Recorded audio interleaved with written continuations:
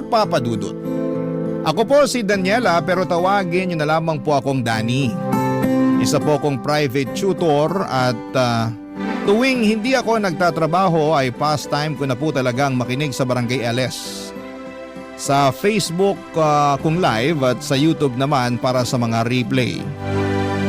Tuwing nakikinig ako sa programa ninyo ay para akong nasa ibang dimensyon. Nawawala ang pagod ko lalo na kapag naririnig ko kayo, Papa Dudut. Actually, co-worker ko yung unang nag-introduce sa akin sa programa ninyo. Kasi siya rin dati ang laging nakikinig sa Barangay LS noong teacher pa ako sa isang eskwelahan. Hindi ko rin po pinalampas ang bawat episode ng show ninyo. Noong bata pa ako ay malinaw na sa akin na gusto ko talagang maging isang teacher. Laging akong natutuwa at nakakaramdam ng satisfaction kapag tinutulungan ko ang mga kapatid ko o kaibigan ko sa mga homework nila. Kaya noong nag-college na ako ay kumuha ako ng Bachelor of Science in Education major in English. Naalala ko pa natutol ang mga magulang ko kasi ang sabi nila ay mababa daw ang sahod ng teachers.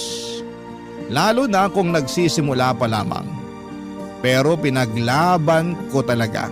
At sa uli ay sinuportahan nila ako. Nang nakapagtapos na ako ay sobrang saya ko at sobrang proud ng mga magulang ko. Nung naglakad ako sa stage para tanggapin ang diploma ko. Hindi ko makakalimutan ang araw na yon. Pagkatapos ko makagraduate, naging private tutor muna ako ng ilang taon. At minahal ko ang pagiging tutor. Pero umabot na ako sa punto ng buhay ko na gusto ko na makapagturo sa isang classroom setting. Kaya naman nag-apply ako sa isang private school na 15 minutes lang ang layo mula sa bahay namin. Alam nating lahat kung gaano kahirap mag-commute sa Metro Manila. Kaya naisipan ko na mga panahon na yon na doon na lamang muna ako sa private school malapit sa amin mag-apply. Grabe ang saya ko noong natanggap ako. Hindi kalakihan ang sahod sa private school kumpara sa public school pero mas nangibabaw pa rin ang excitement ko na makapagturo. Kasi yun talaga ang passion ko. Alam ko na ito ang tamang landas para sa akin. Ang kasiyahan ko sa pagtuturo at ang impact na maiiwan ko sa mga estudyante. Yun ang pinakamahalaga para sa akin. Noong unang araw ko sa private school ay mainit ang pagtanggap sa akin ng principal at pagkatapos ng usapan namin ng principal, dumiretso na ako sa faculty room at doon ko rin nakilala ang kapwa teacher ko na si Mike Papadudut.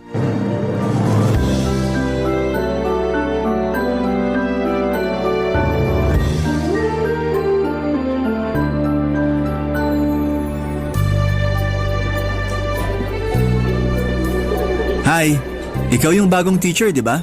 Nice to meet you. Mike nga pala. Hi Mike, nice to meet you. Ako si Daniela pero Danny na lang for short. Saang school ka nga pala galing, Danny? Ay, first teaching experience ko to. Seryoso? Oo, I mean, may experience ako sa pagiging private tutor pero first time ko magturo sa isang classroom setting. Kinakabahan nga ako eh. Sa umpisa lang yan, promise.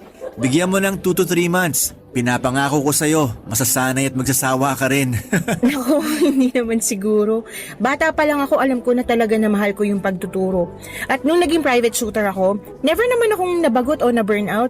Pero kinailangan ko lang talaga mag-apply para mapakinabangan ko rin naman yung diploma ko, diba? Kung sa bagay, gets ko rin naman point mo. Pero ipapaalala ko lang sa'yo na magkaibang experience ng pagiging tutor at teacher. Dito, marami kang students na kailangang asikasuhin. Kailangan mo talagang isa-isahin yung mga yan. Kung sa bagay, ilang taon ka na ba nagtuturo dito? Siguro magti 3 years na. Wow! Hanga naman ako sa'yo. May advice ka ba para sa katulad ko na baguhan? Mahaba ba yung pasensya mo? Oo naman, bakit? Nako, mas kailangan mo pang habaan yan. Ito naman, para mo naman akong tinatakot eh. Hindi naman. Naninigurado lang na handa ka na sa gera. Sira ka talaga. Pero seryoso, ang gaan mo kausap kahit papano nawala na yung kaba ko. Thank you ah. Ano ka ba? Wala yun. May tatanong sana ako, sana wag mong masamain ha. Bakit dito ka nag-apply? I mean, di hamak na mas malaki yung sahod sa public school. Ah, malapit lang kasi yung bahay namin dito. Aanin ko naman yung malaking sahod kung stress na stress naman ako sa commute, 'di ba? Saka isa pa, hindi pa ako nakakapag-board exam. Ah, matanong nga rin kita, bakit hindi ka pa lumilipat ng public school? Sa totoo lang nakakahiyamang aminin pero hindi pa kasi ako nakapasa ng board. Tapos ganun rin, isang sakayan lang ng MRT yung inuupahan kong apartment. At natutunan ko na rin kung paano i-budget yung sahod ko. So ayan. Hoy, ano ka ba? Walang nakakahiya dyan. Pero alam mo, hanga pa rin ako sa'yo. Mukhang financially responsible ka. Bihira sa tao yan. Eto naman, konting bola mo pa maniniwala na talaga ako sa'yo. Anyway, kung kailangan mo ng advice about sa pagiging teacher mo dito, huwag kang mahiyang lapitan ako, okay? Oo naman. Thank you ah. Nga pala, saan class ka naka-assign? Doon ako na-assign sa senior high. Ako yung magiging advisor nila for this year. Patay. Ano yun? Medyo sakit sa ulo kasi yung mga senior high students. Palibhasa, graduating na, kaya ayan. Yung iba hindi na nakikinig sa klase. Literal na pasaway. Pero I'm sure na kakayanin mo naman yan.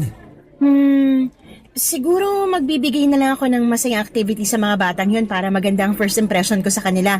Ako nang bahala, magagawan ko rin ng paraan yan. Mukhang ready ka na nga. Kaya mo yan, Teacher Danny. First day of school, kaya ko to. Positive lang. Huwag ka nang kabahan. I'm sorry kung medyo tinakot kita. Hindi naman kasi yun yung intensyon ko eh. Gusto ko lang talaga na maging handa ka. Pagpasok mo kasi dito sa faculty room, nararamdaman ko na medyo tensyonado ka. Kaya kita nilapitan. At na-appreciate ko yon. Thank you, Mike. Walang anuman. At nga pala, saan ka magla-lunch mamaya? Dito na lang siguro sa faculty room. Sabi ko na nga be, samahan mo na lang ako mamaya para di ka mag-isa dito. Wala kasing kumakain na teacher dito tuwing lunch. Ay, nakakahiya naman. Ano ka ba? Huwag kang mahiya. Sino pa ba magtutulungan dito kundi tayong mga teacher? Basta antayin na lang kita dito mamaya para sabay na tayong lumabas para kumain. Sige na nga. Anyway, mauna na ako sa'yo ah. Kailangan ko na pumunta sa classroom para makilala ko na yung mga students ko. Thank you, Mike. Kita-kits na lang mamaya. Good luck sa first day mo. Sobrang gaan ang unang araw ko sa pagtuturo, Papa Dudut.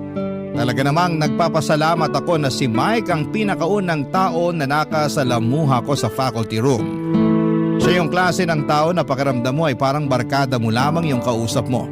Yung kahit na anong gusto mong sabihin ay hindi ka mahihirapan dahil hindi mo mararamdaman na hinuhusgahan ka.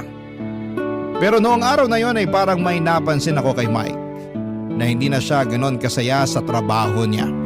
Siguro ay dahil nga sa 3 taon na siya rito. Marahil ay nakakaramdam na siya ng burnout. Pero kahit na ganoon ay hindi siya naging masungit at sobrang professional pa rin siya sa lahat ng nakakausap niya. Doon ko naisip na sobrang importante na pahalagahan natin ang mga teachers. Kasi kahit na may mga pinagdadaanan sila, karamihan sa kanila ay kayang-kaya pa nilang maging masaya at passionate sa ginagawa nila. Tungkol naman sa first day ko sa pagtuturo ay tama yung sinabi ni Mike na medyo pilyo yung senior high students. Medyo magulo sila pero nakuha ko naman ang loob nila. Naging approachable akong teacher at hindi ko naman pinipilit na magmukhang matigas o seryoso agad. Pero inilinaw ko sa kanila na hindi ko ito tolerate ang disrespect at may mga boundaries na kailangang respetuhin. At so far ay naging maayos naman ang trato sa akin ng mga estudyante ko. Pero Papa Dudut, may napansin akong isang estudyante na palaging uma-absent. Si Janine. Sobrang nag-worry ako dahil 3 araw na siyang hindi pumapasok. Hindi ko maiwasang magtaka at unti-unting nagkaroon na ako ng pangambang may problema siyang kinakaharap.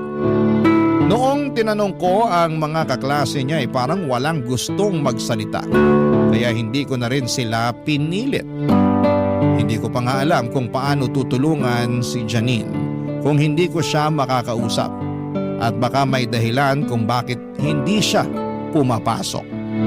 Yung mga tanong na patuloy na umiikot sa isipan ko. May sakit ba siya? May pinagdadaanan ba siya sa bahay? May dahilan ba siya kung bakit siya hindi pumapasok? Ay patuloy na naging isang mabigat na alalahanin para sa akin bilang isang guro. Parang bilang guro may obligasyon akong maging maalaga at makiramay sa mga estudyante ko. Kaya nga parang nanay ang pakiramdam ko.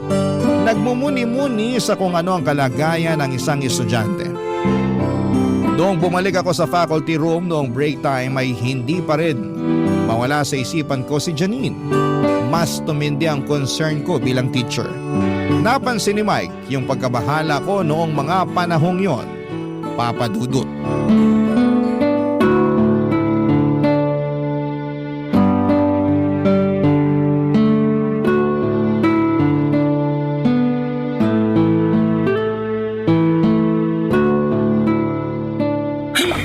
Laban lang.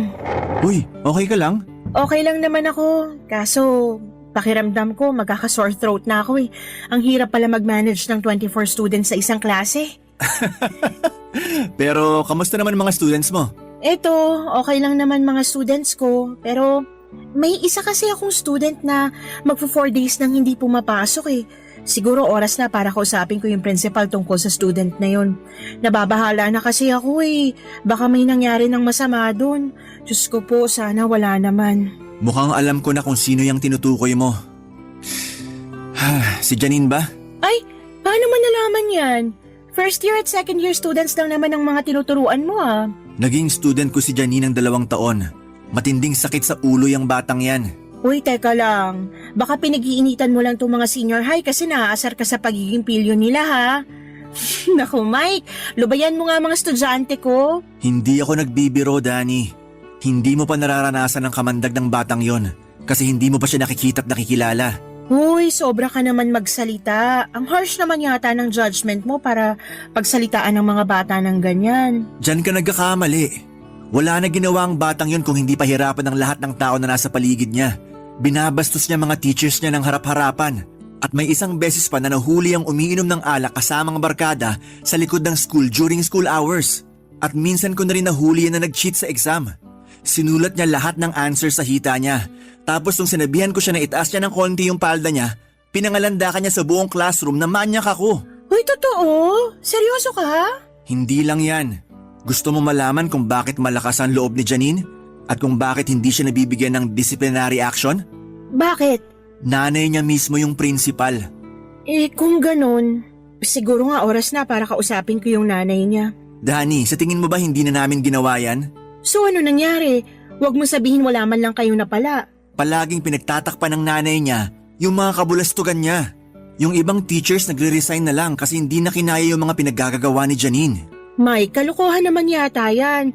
Tayong nakakatanda dito, dapat tayo nagdidisiplina sa mga batang yan, lalong-lalo na kapag nasa loob ng campus. Madali lang sabihin yan. Pero karamihan sa mga teachers hindi na nag-aabala pa kasi hindi naman ganun kalaki yung sinasahod natin dito. Yung iba lumilipat na lang sa school na mas may magandang offer kaysa mas stress sila sa pangungonsinti ng principal sa anak niya. Hindi ko nga alam kung paano ko natagalan yung batang yun eh. Nagpapasalamat na lang ako nung nawala siya sa klase ko simula nung nag-3rd year siya. Teka lang, since kailan pa to? Simula nung 1st year pa lang siya, ganyan na talaga yan. Sandali lang. So sinasabi mo, matagal niya na tong ginagawa pero nakakapasa pa rin siya sa mga subjects niya? Isa yun sa mga dahilan kung bakit nagsisialisa ng mga teachers dito. Dahil pinagbabantaan ng principal ang mga teachers tuwing hindi niya nagugustuhan ang mga ginagawang pagsumbong ng mga teachers sa anak niya. Pinagbantaan ka rin ba niya? Oo. May isang beses na nahuli ko si Janine na gumagamit ng cellphone sa klase ko nung 1st year high school pa lang siya. Kinumpiska ko yung cellphone niya at sinabi ko sa kanya na makukuha niya cellphone niya pagkatapos ng klase. Tapos ayun, binato niya ako ng bag. Pumunta ako sa principal para i-recommend na isuspend si Janine ng ilang araw. Pero ang sabi ng principal, ayusin ko na lang daw yung trabaho ko kung ayaw ko masisante. Ah, kaya pala parang walang pakialam yung mga kaklase niya kahit ilang araw na siyang absent. Tapos tuwing tinatanong ko sila tungkol kay Janine, hindi sila nagsasalita na parang iniiwasan na lang nila si Janine. 5 babae lang ang nakakatiis sa pag-uugali ni Janine at yun ay ang barkada niya. Pero sa tingin ko mababait naman ang mga batang yun. Si Janine lang naman tong bad influence sa kanila eh. Agree naman ako sa lahat ng sinabi mo at sobrang mali tong ginagawa ni Janine na paglabag sa school guidelines at yung ginagawang pangungunsinti ng nanay niya sa lahat ng ginagawa niya. Pero Mike, kailangan nating bigyan ng benefit of the doubt yung bata. Benefit of the doubt? Bakit naman?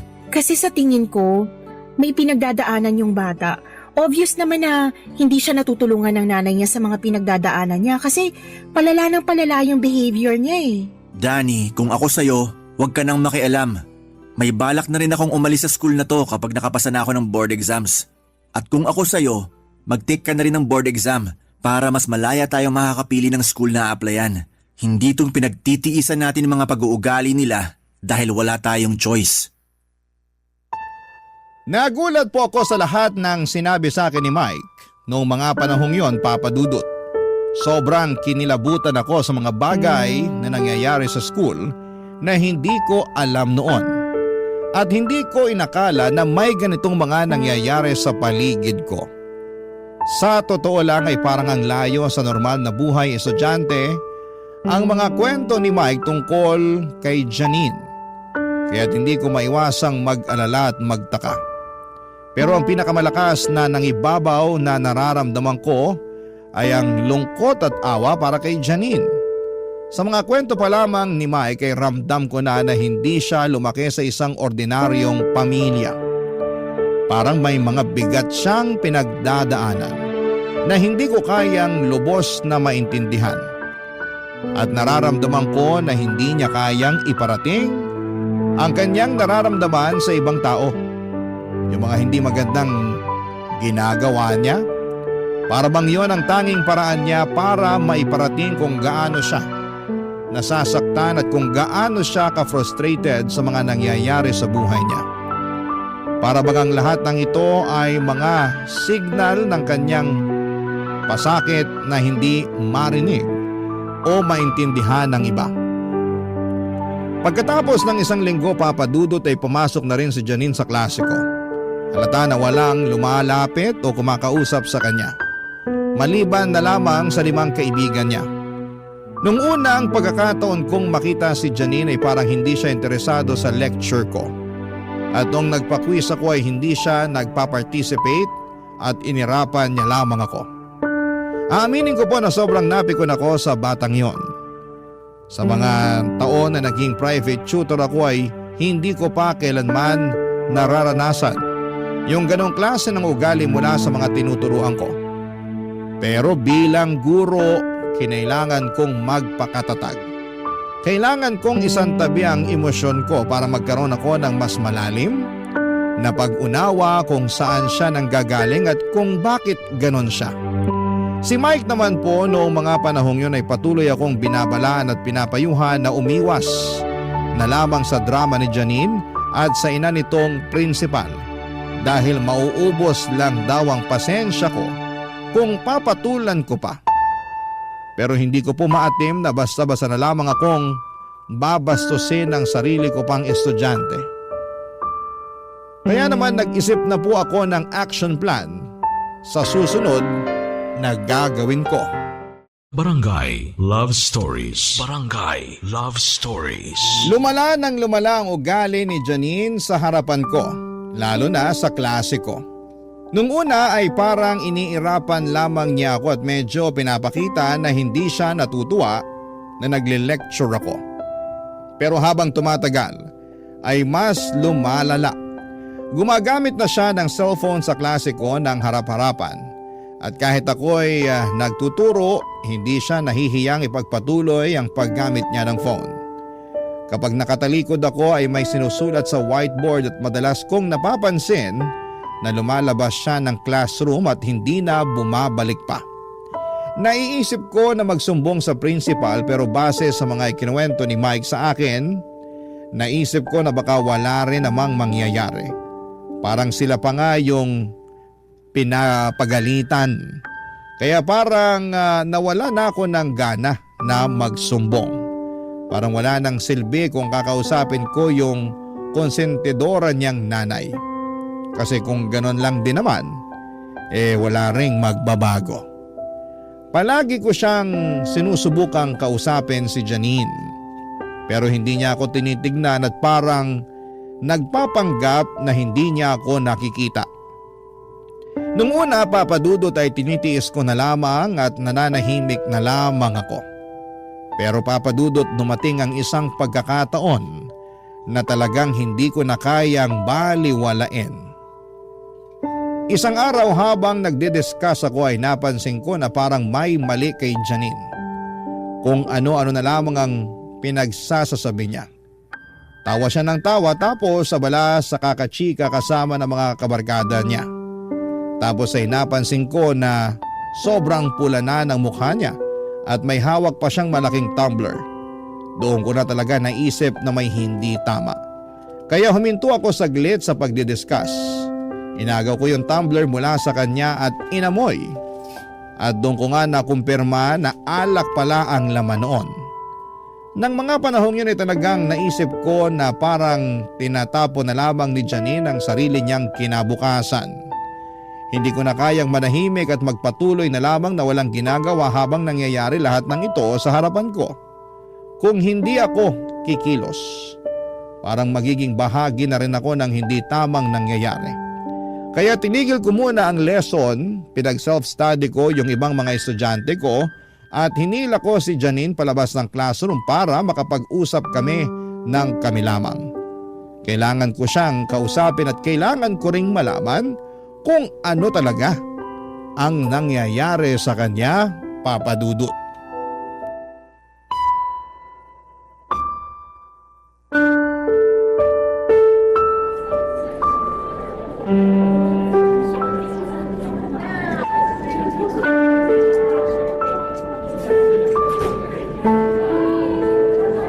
Ano ba? Bitihon mo nga ako. Umakahila ka naman. Aray! Hoy Janine, matagal na kitang pinagpapasensyahan at matagal akong nanahimik sa mga kawalang hiyaan na pinagagagawa mo sa klase ko. Pero ito, hindi ko na ito mapapalampas. Alam mo ba na pwedeng kitang ipasuspend sa ginawa mong pag-inom ng alak sa klase ko? At bakit? Anong gagawin mo? Isusumbong mo ako sa principal? Gusto mo tulungan pa kita? O eto, cellphone ko. Hanapin mo na lang sa contacts ko yung nakapangalan ng mommy. Senior high ka na, Janine. Isang taon na lang at gagraduate ka na. Yun na kung makakagraduate ka. Sa tingin mo ba may matatakbuhan ka pang mommy sa college kung sakali man na makapagtapos ka ng senior high? Pinagbabantaan mo ba ako na hindi ako makakapagtapos? Hoy Daniela, subukan mo lang talaga na ibagsak ako sa subject mo at sisiguraduhin ko na makikita mong hinahanap mo. Janine, yung bunganga mo! Amoy alak, I know. Janine, makinig ka sa akin, ha? Kung meron man dito ang gusto na makapagtapos ka, ako yon. Sa tingin mo ba hindi ako naaawa o nasasaktan para sa'yo tuwing naririnig ko yung mga sinasabi ng ibang teachers at students tungkol sa'yo? Ano bang alam mo sa buhay ko, ha? Wala kang alam at wala kang pakialam. Siguro nga. Pero isa lang ang alam ko. Hindi valid na reason yung nararamdaman mo para pahirapan at saktan mo yung mga taong nasa paligid mo. Kung gusto mo i-share mo sa akin yung nararamdaman mo, nandito lang ako para pakinggan ka. Pero kung ayaw mo magsalita, irerespeto ko yan. Gusto ko lang na maka-move on ka na sa face ng buhay mo na to. Gusto ko na magbago ka na once nakatungtong ka na ng college. Pero, Janine, kailangan mo maintindihan na kailangan mong pagtrabahuhan ng maayos yung grades mo para makapasa at makagraduate ka. Sino ba may sabi sa'yo na gusto ko mag-college, ha? Napaka-assuming mo. Nanggigigil ako sa'yo, intrimitida. Kung hindi ka magka-college, anong gagawin mo? Magmumukmok at tutunganga ka na lang sa bahay ninyo? Labas ka na doon, ma. Oops, I'm sorry. Ibig ko sabihin, Teacher Danny. Janine, sabihin mo nga sa akin, aside sa uminom at magbulakbol, ha? Ano ba usually ginagawa mo sa free time mo? Bakit mo naman ay tanong yan? Walang mawawala sa'yo kung sasabihin mo na lang sa akin. Mahilig akong magsulat ng sarili kong stories. Oh, okay. Maganda yan. Anong klaseng stories naman? Horror stories, love stories. Mahilig ako magsulat. Teka, sandali lang. Saan ba papunta tong usapan na to? Aware ka naman siguro na hindi ka nagpa-participate ng maayos sa klase ko, di ba? Binabaliwala mo yung quizzes natin, hindi ka nagsasubmit ng projects, at kadalasan nagkakating classes ka pa. O ano nga yun? Bibigyan kita ng pagkakataon na makabawi sa mga na-miss mong quizzes at projects. Since homeroom at English teacher mo naman ako, bibigyan kita ng 2 weeks para gumawa ka ng 200 pages na novel. Ikaw bahala kung anong klaseng story ang gusto mong isulat at ako na mismo mag-grade ng project mo. Everything from grammar, punctuation marks, sentence construction, at kahit yung flow ng story mo, iche-check ko. Seryoso ka? Bibigyan mo ko ng ganitong klaseng project? Kasasabi ko lang, di ba? Pero bakit? Hindi ko maintindihan. Wala na akong ginawang tama sa klase mo. And ito yung first time na may teacher na nagbigay sa akin ng ganitong klaseng konsiderasyon. Oo, aaminin ko na pipikon ako sa'yo at nauubos ang pasensya ko tuwing tinatarayan mo ko sa klase natin. Pero naniniwala ako na walang bata na pinanganak na masama. At siguro ito na rin ang opportunity na ma-express mo yung tunay mong nararamdaman sa pamamagitan ng pagsusulat. O, di ba? Mararamdaman mo na nga ang satisfaction ng pagsusulat, nakabawi ka pa sa subject ko. Thank you. And I'm sorry kung naging masama ako sa'yo. Alam mo, sa totoo lang, gusto na kita. Cool ka naman pala eh. Pinapatawad na kita. Basta wag ka nang pasaway sa klase ko, ha? Susubukan ko. Janine, Joke lang. Oo, promise. Good girl na ako simula ngayon. nga pala, kailan mo natuklasan na mahilig ka pala magsulat? Maaga kasi kaming iniwan ng tatay ko. Habang lumalaki ako, yung mommy ko naman halos walang time para sa akin. Umuwi na lang si mommy kapag matutulog na kasi sobrang busy ng trabaho niya bilang principal. So yun, gumagawa ko ng sarili kong kwento na kunwari nagkabalikan daw sina mommy and daddy or kunwari maayos ang relationship namin ni mommy. Parang ganun. So, ibig mo sabihin hindi kayo bati ng mami mo? Oo, matagal na. Alam mo, pwede mo kong kausapin after class. Willing ako makinig. Na-appreciate ko yun. Thank you, Teacher Danny. Syempre naman. Pero sa ngayon, kailangan na natin bumalik ng classroom. Lapitan mo na lang ako pagkatapos ng klase mo, okay? Sige po. Halika na. Pagkatapos ng klase ay lumapit sa akin si Janine at tulad ng napagkasunduan namin, ikinuwento niya sa akin ang lahat ng nararamdaman at pinagdadaanan niya. At doon ko napagtanto ang mga bagay na hindi ko noon lubos na naisip. Napag-alaman ko na ang dahilan kung bakit parating pinagtatakpan ng principal si Janine ay dahil gusto niyang makabawi sa anak niya. Sobra siyang nagigilty dahil madalas ang tita pala ni Janine na nag-aalaga kay Janine noong bata pa siya. Habang ang nanay niyang principal ay laging abala sa trabaho. Dahil dito ay lumaki si Janine na malayo ang loob sa kanyang tunay na magulang. Kaya nagkaroon siya ng mga sama ng loob dito. Kaya noong nagkaroon ng pagkakataon ng nanay ni Janine na makasama ang anak niya sa iisang eskwelahan, halata na gagawin niya ang lahat upang makabawi sa anak. Kahit na alam niyang mali ang paraan niya ng pagbawi. Ngunit habang nag-uusap kami ni Janine ay nagkaroon ako ng mas malalim na pag-unawa sa sitwasyon ni Janine. Hindi ko lang siya nakita bilang isang estudyante kundi bilang isang batang may mga pinagdadaanan. Dahil sa pag-uusap namin na yon ay mas lalo pang gumaan ang loob ni Janine sa akin. Nawala yung dating malditang Janine at mas nakikinig na siya sa klase ko.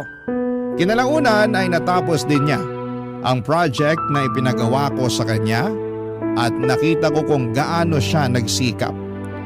Sobrang nakakataba ng puso at nakaka-proud isipin sa mga simpleng hakbang ko bilang guro ay naging bahagi ako ng pagbabago ni Janine. Pero papadudot naguguluhan pa rin ako sa ginagawa ko noon. Tama ba na kinausap ko si Janine na parang isang kaibigan? Tama ba na pinakinggan ko ang kanyang mga personal na problema? Aaminin ko hanggang ngayon ay medyo mabigat pa rin ang kalooban ko. Dapat kasi ay may mga boundary sa pagitan ng guro at estudyante. Ngunit ng mga panahong yon, yun lang ang naisip ko na kailangan kong makialam sa buhay ni Janine upang mas maintindihan ko siya. Pero ngayon na-realize ko na mali yung sobra kang friendly sa students mo. I mean, hindi ko naman sinasabi na dapat ay sungitan mo sila pero gaya ng sabi ko ay mahalaga pa rin na may mga boundaries. Ilang linggo pagkatapos ng pangyayaring yon ay napansin ko si Janine na patuloy na nagtitext ng palihim habang nagdidiscuss ako. Sobra ko nadismaya kasi akala ko ay wala na yung Janine na pasaway. Dahil gusto ko talagang maging fair na teacher sa lahat. Hindi ko na pinalampas at kinonfiscate ko ang cellphone niya. Nagwala siya, nagdabog at lumabas pa ng classroom. Sobrang nakakapanghinayang Papa Dudut. Kasi akala ko ay nagbago na siya pero parang bumalik siya sa dati. Parang lahat ng mga payo at pakikinig ko sa kanya ay nawala na lang bigla. Pagkalipas ng 15 minutes noong nag-break na yung mga estudyante ko, saka ko siya hinanap para kausapin.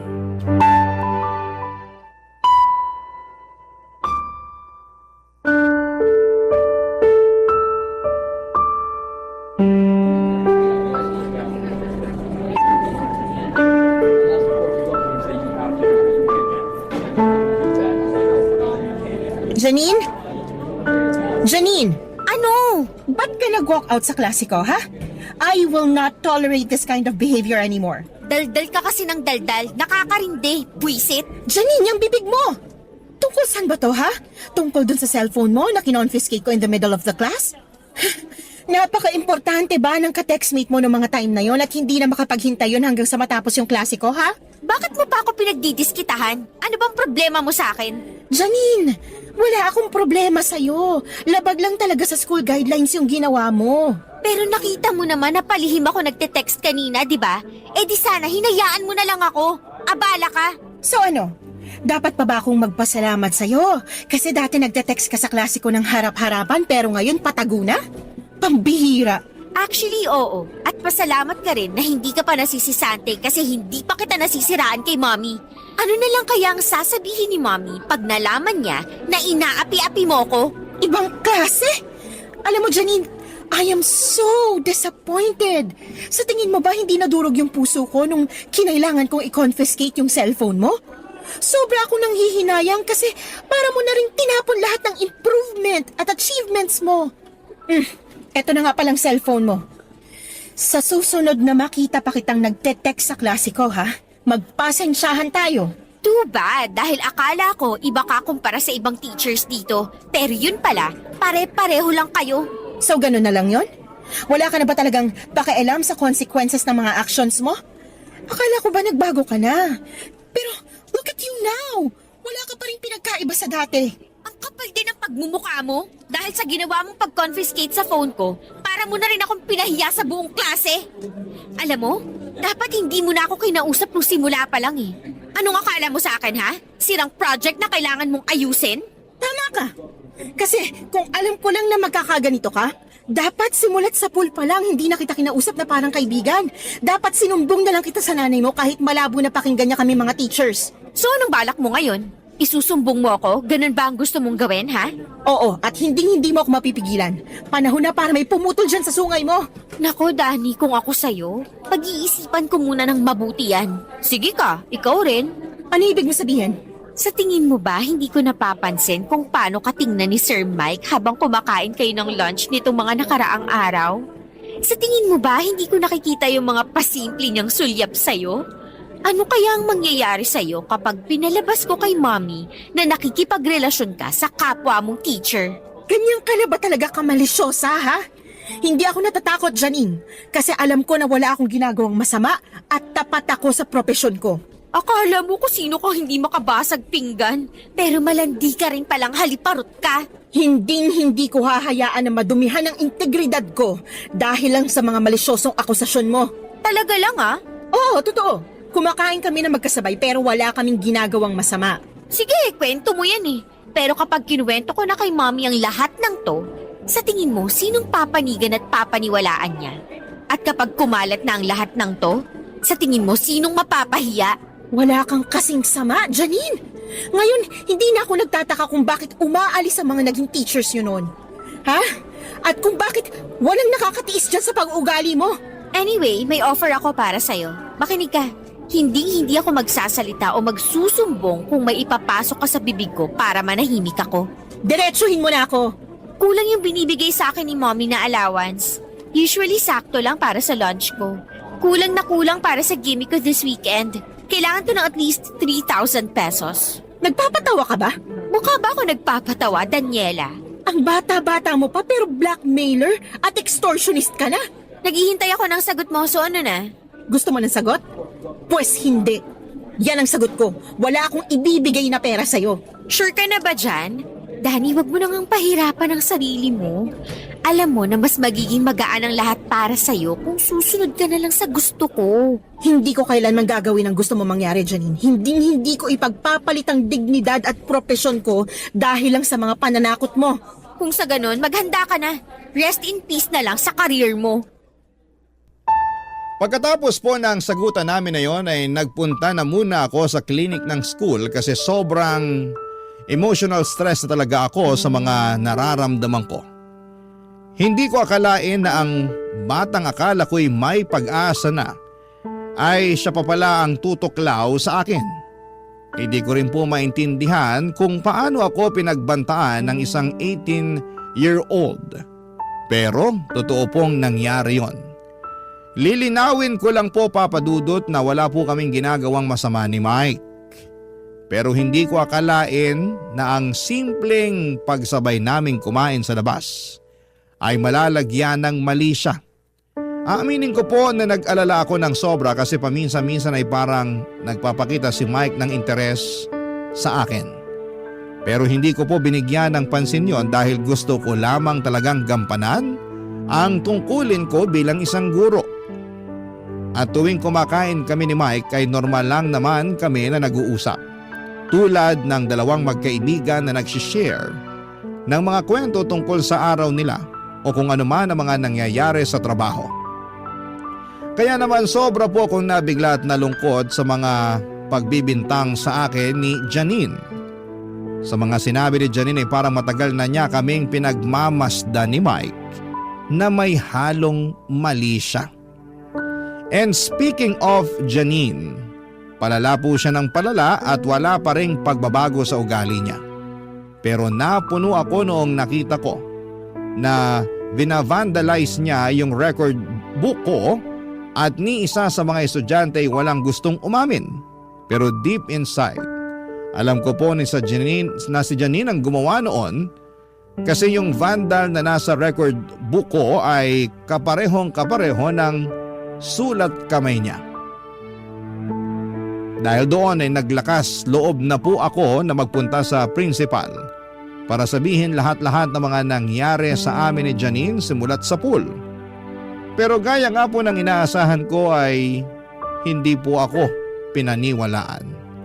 Binaligtad ako ni Janine at sinabi niya sa nanay niyang principal na nakikipag-relasyon daw ako kay Mike sa loob ng eskwelahan. Sinabi din po sa akin ng principal noon na hindi na raw niya dadalhin sa school board yung issue kung titigilan ko si Janine. At ito po yung nagbigay sa akin ng ideya na baka panahon na nga para yung school board na mismo ang kausapin ko. Baka sakaling mas may mapala pa ako. Kinausap ko po si Mike at sinabi ko sa kanya lahat ng nangyari sa amin ng principal at kay Janine dahil gusto ko na kasama si Mike once na nagsumbong na ako sa school board tungkol sa corruption ng school na yon, Papa Dudut. Pero hindi ko po inakala na may mas malala pa palang revelasyon akong matutuklasan noong pinuntahan ko si Mike para kausapin. Barangay Love Stories. Barangay Love Stories.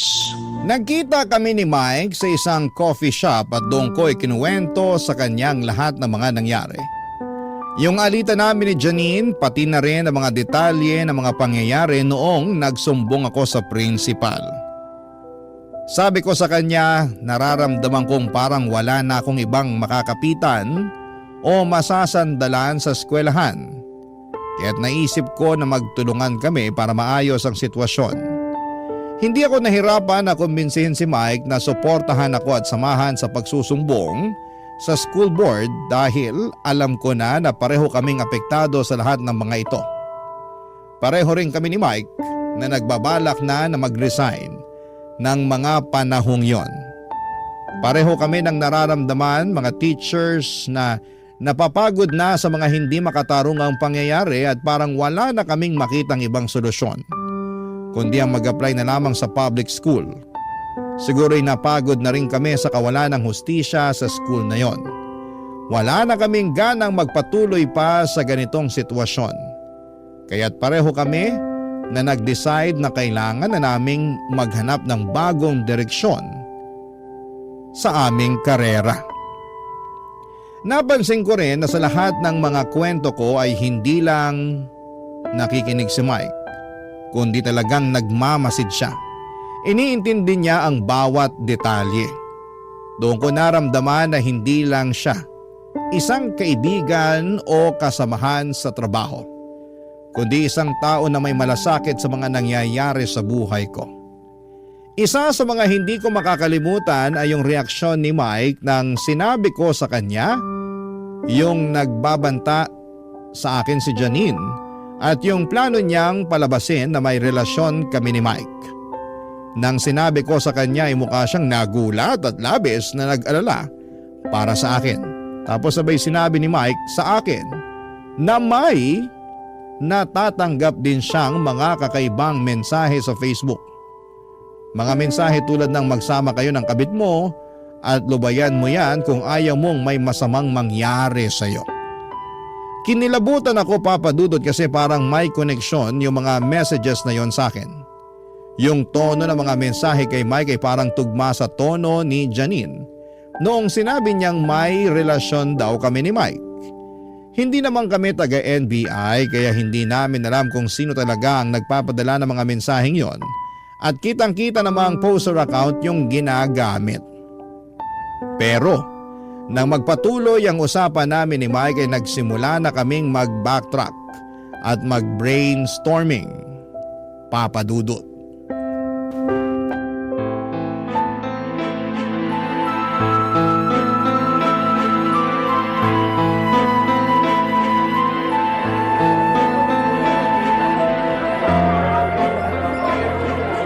Dadanak ang dugo kung hindi mo pa siya lulubayan. Mike! Literal na death threat na yan, oh! Ba't hindi mo man lang naisipang i-block yan? Nawala sa isip ko to noong mga panahon na yon kasi akala ko troll lang na walang magawa. At isa pa, pwedeng-pwede ko kasuhan ng grave threat to kung sakasakali. Kaya hindi ko na binlock para marami akong ebidensya laban sa kanya. Ayaw ko sana manghusga eh, pero Pero, familiar sa akin yung tono ng mga messages na yan. anong ibig mong sabihin? Nagkaroon kami ng alitan ni Janine kanina. Galit na galit siya habang sinasabihan niya akong malande dahil palagi ka raw nakatingin sa akin. Wala namang masama doon ah. Wala naman tayong ginagawang kabulastugan. Lalong-lalo na sa loob ng school campus. Exactly! Sandali lang. May phone number ka ba ng mga students mo? May one time na kinailangan kong hingin yung phone number nilang lahat dahil dun sa field trip. Wait lang, check ko muna kung nasa GC pa. Okay, ito yon. Hanapin mo number ni Janine. Ha? Bakit? Basta, tapos copy mo. Okay, ito na. Tapos? I-paste mo sa search bar ng Facebook. Okay, gets ko na. My goodness, tama nga yung hinala ko. Connected yung number ni Janine sa account na nagpapadala ng threat sa akin. Mike, may contact details ka ba ng school board? Kailangan na natin makipag-meeting sa kanila as soon as possible. Hoy Mike, nakikinig ka ba? Kaya pala. Ano ibig mo sabihin? Kaya pala parang palagi nagpapakyut sa akin si Janine. May obsession issues na talaga yung babaeng yan. Oh no. Bakit? Kaya pala ganun na lang yung galit niya sa akin nung kinonfiscate ko yung phone niya. Natatandaan mo pa ba kung kailan mo kinuha yung phone niya? Hindi ko na matandaan yung exact time pero sigurado ako bandang 4 p.m. yun. Tingnan ko. Sent 4:13 p.m. Ikaw yung chinachat niya nung time na kinonfiscate ko yung phone niya. Long-term obsession, hatred, grudges. Mike, I think professional help ang kailangan ni Janine. Pero kailangan pa rin natin siya panagutin sa lahat ng ginawa niya. Ang dami nag-suffer dahil sa kanya at ng nanay niya. I agree. Hindi sapat na rason yung mental illness para gawin mong impyerno ang buhay ng isang tao. So ano na gagawin natin ngayon? Gaya ng napag-usapan natin, sabay nating haharapin ng school board. Gustong-gusto ko na talaga mawala yung mag-inang yan sa school na yun bago ako mag-resign eh. Danny, alam kong hindi na normal ang pag-iisip ni Janine pero may sinabi pa rin siyang tama. Ha? Ano naman yun? Na may feelings ako para sa'yo. Huwag ka nga nagbibiro ng ganyan. Seryoso ako. Ang totoo niyan, all this time pinipilit ko lang talaga na itago tong nararamdaman ko para sa'yo kasi Nagsisimula ka pa lang nun sa karir mo bilang isang teacher at ayokong hadlangan yon. Actually, nung first day mo as a teacher, nagbabalak na nga akong mag-resign nun pero napagdesisyonan ko na gusto pa pala kitang makilala. Kaya pinili kong magstay. Hindi ko na alam kung kikiligin o kikilabutan ako sa confession mo na yan. Tugma kasi sa mga akusasyon ni Janine laban sa atin eh. Si Janine naman ang may problema hindi tayo. Wala akong ibang ginawa sa iyo sa school na yon kung hindi ang tabihan ka tuwing lunch at tingnan ka from time to time. At walang masama doon. Bahala na si Bat. Ano yon? Sige na nga. Magsisinungaling ako kung sasabihin kong hindi kita type at hindi magaan ang loob ko sa tuwing nakakasama at nakikita kita. So, paano kung ligawan kita? Papayag ka ba? Okay lang ba sa'yo? Oo na, pumapayag na ako. Yes! Hoy, pero yung mission natin, wag mong kalimutan ha. Yung number ng board, dali. Oo naman. Ako bahala sa'yo, mahal. Ano sinabi mo? Ay, sabi ko mahal ang kape dito. Pero huwag ka mag-alala. Kasi ako na bahala sa'yo. Sagot ko na. Hay nako Papa Dudut, magsisinungaling po ako kung sinabi kong wala akong nararamdaman para kay Mike. Pero pareho naming alam ni Mike na wala kaming ginawang masama. Kung may pinagsisisihan man ako, siguro yon ay yung mga pagkakataong nawalan ako ng focus sa mga boundaries ko bilang guro. At ginawa ko yon para lamang ma-accommodate ang nararamdaman ni Janine. Na-realize ko na napakahalaga na tinitingala ka ng mga estudyante mo, na may respeto at honor sila para sa iyo, hindi lang bilang isang guro kundi bilang isang profesional. Yung moment na yon na hindi ko pinanatili ang boundaries ko ay napansin ko na naging sanhi siya ng mga hindi inaasahang epekto, kaya natutunan ko na talaga kung gaano kahalaga ang maging consistent at matibay sa prinsipyo bilang isang guro. Anyway, natuloy din ang meeting namin kasama ang school board at sa wakas ay natuldukan na rin lahat ng injustices na nangyayari sa eskwelahan na yon. Napatunayan namin ni Mike na matagal nang naghahasik ng lagim ang mag-ina sa eskwelahan. At nakumbinsi namin ang board sa katotohanan ng aming mga testimonya. Talaga namang nagpapasalamat kami sa lahat ng mga naging partisipante sa board. Kasi sa kabila ng mga kalituhan at problema, napagtagumpayan din namin na ipaglaban ng tama at makuha ang hustisya. Masaya kami ni Mike na naayos na rin ang mga bagay at sa wakas ay natuldukan na ang mga maling nangyari. Pagkatapos ng hearing namin sa school board ay narinig namin ni Mike na nagtatalo si Janine at ang nanay niya sa likod ng campus. Ang narinig namin ay sinisisi ng nanay ni Janine ang sarili niya dahil sa mga pinairal niyang pangungonsinte sa anak niya. Tapos si Janine hindi pinalampas at sinabihan niyang wala daw kwenta lahat ng ginawa ng nanay niya. Papadudot, pareho kaming nagulat at nalungkot ni Mike kasi kahit sila na lang dalawa ay hindi pa rin nila maayos ang relasyon nila. Sa totoo lang ay pwede naming kasuhan si Janine ng grave threat kasi 18 years old na siya at pasok na sa kasong yon mula sa mga mensahe na sinend niya kay Mike noon. Pero dahil tapos na ang appeal namin sa school board, nag-decide na lamang kami ni Mike na mag-move on na. Parang naisip na lang namin na siguro ay mas mabuti na hindi na kami magdagdag ng kahit na anong legal na kaso o komplikasyon na makadadagdag pa sa stress at sama ng loob. Gusto na lang namin na magpatuloy ng maayos na buhay, malayo sa lahat ng mga nangyari, at mag-focus sa mga mas magagandang bagay na posibleng naghihintay para sa amin. Pareho kami ni Mike na nag-submit ng immediate resignation, Papa Dudut. At 4 days later ay bumalik ako sa school para kunin yung mga naiwan ko pang gamit sa faculty room. At pagkalabas ko ng faculty room ay sa hindi inaasahan na pagkakataon ay nag-cruise ang landas namin ni Janine, Papa Dudut.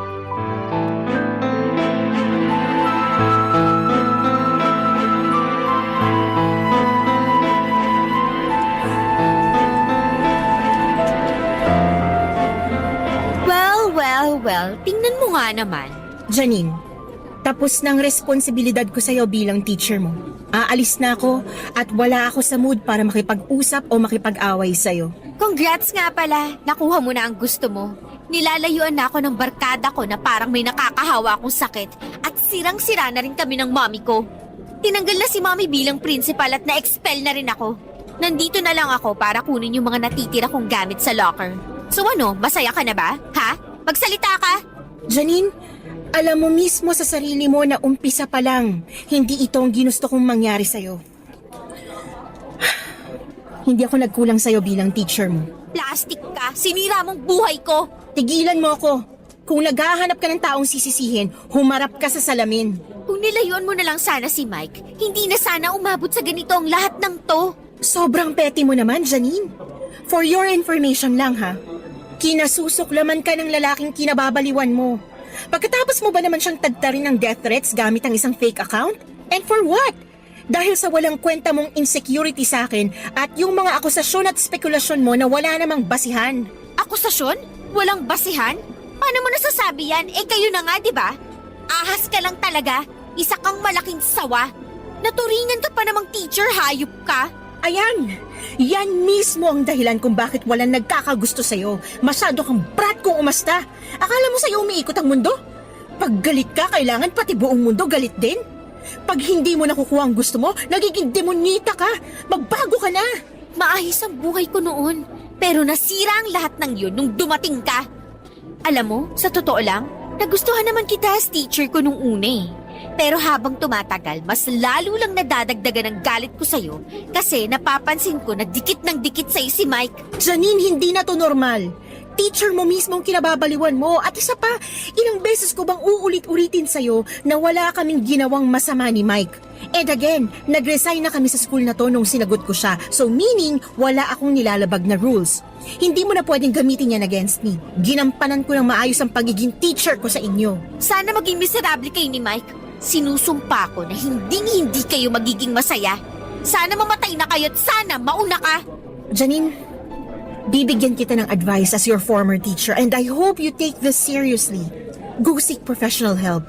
Itong lahat ng pinapakita at ginagawa mo, hindi na to normal. Palagi ka nalang galit, palagi kang may sama ng loob, hindi ka na nga makapag-focus sa sarili mong buhay kasi puro inggit at inis na lang ang pinapairal mo. Hindi ko kailangan ng advice mo. Walang kwenta sa akin yan. Ikaw ang may kasalanan ng lahat ng to. Dahil sa'yo, nawala ang lahat sa akin. Ayusin mo na yung buhay mo. Ito na yung sign para makapagsimula ka ng panibago. I know na hindi naging maganda yung kinalakihan mong pamilya at environment pero hindi mo kailangan magpa-apekto doon. 18 ka na. You're old enough para gumawa ng mga desisyon na makakabuti sa'yo. Actually, wala naman akong problema dito eh. Nagsimula ang lahat ng to nung nireport mo si mommy sa school board. Dahil hindi na tama yung mga ginagawa niya at yung mga pangungunsinti niya sa'yo. Hindi mo ba nakikita na ang dami-dami niyong nasasaktan at naaapakan na tao? Kung kinaya at natiis ng ibang teachers yung baluktot niyang pamamalakad, pues ibahin mo ko. Nung nadiskubre namin ni Mike na ikaw yung nagpapadala sa kanya ng death threats, mas lalo lang lumakas ang loob ko para i-report ang lahat ng to. Alam mo, dapat ikaw na lang dinetret ko eh. Pero hindi ko ginawa kasi akala ko nung una na iba ka sa kanila. That's confession to a crime, Janine. Nare-realize mo ba kung gaano katindi at kabigat tong ginawa mo? Kung sa ibang tao mo to ginawa, malamang pinakulong ka na. Mabuti na lang at naawa pa kami ni Mike sa'yo. So anong gusto mong sabihin ko? Thank you? Magpapasalamat lang ako sa'yo pag nahawakan mo na ang magkabilang dulo ng rainbow. Manigas ka! Ang gusto ko, makita ko man lang na may konting bahid ng pagsisisi dyan sa mukha mo. Pero wala eh. Umaasa ka sa wala. Kung may pinagsisisihan man ako, yun ay yung nagtiwala ako sa'yo. At kung may pinagsisisihan man ako, yun ay yung umasa ako na magbabago ka pa. Binigyan kita ng benefit of the doubt, pero hindi ibig sabihin no na kukonsinti ko na lahat ng mga maling ginagawa mo. Kung wala ni isa sa mga teacher mo dati ang naglakas loob na putulin yung sungay mo, pues ibahin mo ko. At least, sa ginawa kong pagsumbong sa board, parang naputol ko na rin yung kalahati ng sungay mo. Sabi ko na nga ba eh. I bet tuwang-tuwa ka nung in-announce ng board na masisibak na kami ni mommy dito sa school. Ang lungkot-lungkot mo naman. Alam mo kung ano yung totoong nakakalungkot? Yung tinutulak mong palayo, yung nag-iisang tao na handa at willing ka sanang tulungan. Goodbye, Janine. Sana magbago ka na. Yun na po ang huling beses na nakita at nakausap ko si Janine at mula noon ay bumalik ako sa pagiging private tutor. At si Mike naman ay nagtrabaho bilang supervisor sa isang call center. Mabuti na lamang po at meron pa akong contact sa mga magulang at estudyante ko noon kaya't hindi ako nahirapan na makabalik sa pagiging tutor. Habang nagtatrabaho as private tutor ay nagtake po ako ng LET o board exam para sa mga teachers. Kahit po hindi ako nag-enroll sa review center at nag-self-study lamang ako ay laking tuwa ko nang pumasa ako sa aking unang attempt. Ngunit sa kasamaang palad ay hindi po nakapasa si Mike. Pero dinamayan ko pa rin siya sa kabila ng kabiguan. Bago ko po makalimutan ay hindi po pala tumigil si Mike sa panliligaw sa akin. Matapos ang isang taon, noong sa tingin ko ay pareho na kaming magkakilala, ay sinagot ko na nga po siya. Naging magaan ang lahat tuwing nakakasama ko siya, Papa Dudut. Hindi siya nagbago at yun po siguro ang dahilan kung bakit lalo ko siyang minahal. Isang taon matapos ko pong makapasa sa board exam ay nag-decide si Mike na mag-take ulit ng board exam at sa kabutihang palad, siya po ay nakapasa na rin sa wakas. Noong lumabas ang resulta ng board exam ni Mike noong December ay sobrang saya namin. Ngayon po kami ni Mike ay nagbabalak na mag-apply bilang mga teachers sa ibang bansa. Ang plano po namin ay mag-ipon habang nagtatrabaho kami doon hanggang sa makabalik kami sa Pilipinas upang dito magretiro. At kapag naging teacher na po ako sa ibang bansa ay malaki po ang tiwala ko sa sarili ko na mas magiging handa na akong gampanan ang mga responsibilidad ko bilang isang guro. Dahil sa mga naging karanasan ko ay nakakasiguro ako na mas magagampanan ko ng maayos ang aking tungkulin.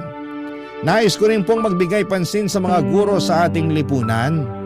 Maraming tao ang hindi nakakaalam na ang mga guro ay may mga pinagdadaanan din at may mga pagkakataon na sila ay biktima rin ng bullying at paghihirap.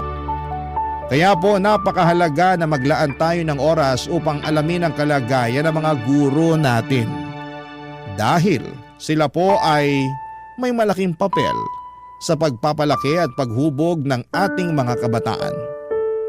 Oo nga pala, Papa Dudo, tungkol naman kay Janine ay hindi ko na po siya nakita ever since.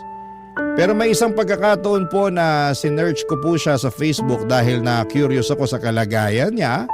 At doon ko po nalaman na hindi siya nakapagtapos ng pag-aaral at may anak na siya. Hindi ko po alam kung ano ang nangyari sa buhay ng batang yon, ngunit taimtim ko pong ipinagdarasal na sana'y magkaroon siya ng bagong pagkakataon na matutunan niyang itama ang mga pagkakamali niya. Papa Dudut, maraming salamat po sa inyong oras at sa pagkakataong may bahagi ko sa inyo ang aking kwento. Makakaasa po kayo na araw-araw pa rin po akong makikinig at manonood sa inyong show. Ang inyong forever kapuso at kabarangay, Danny. Dear Papa Dudut, ang pagiging makulit at matigas na ulo ng isang tao ay nagsisimula sa kanyang kabataan. Habang nagkakaedad, ang tao ay nababawasan ng kakulitan at katigasan ng kanyang ulo dahil nagmamature siya. Minsan ay meron ding hindi nababawasan kahit na matanda na. At kapag tumungtong na ang tao sa mga edad na papalapit na sila sa kanilang retirement, ay bumabalik ang pagiging makulit nila, pati na rin ang katigasan ng kanilang ulo. Madalas natin yon maengkwentro sa mga lolo at lola natin o di kaya sa ating mga nanay at tatay at naranasan ko rin yon sa sarili kong ina. Bago ko ipagpatuloy ang pagkukwento ay gusto ko munang bumati ng magandang tanghali mga kabarangay na katulad ko'y palaging nakikinig sa Barangay Love Stories. Tawagin niyo na lamang po ako sa pangalang Lexer. 30 years old, taga Cubao at nagtatrabaho bilang internal auditor sa isang private company sa Pasig. Nangyari ang kwento ko taong 2024. Malit lang ang pamilya namin ng mama ko, balit 2 lamang kami ng kapatid kong babae na anak nila ng tatay naming iniwan kami noong araw para sumama sa ibang babae. Simula noon, kaming tatlo na ang naging magkakasangga sa buhay.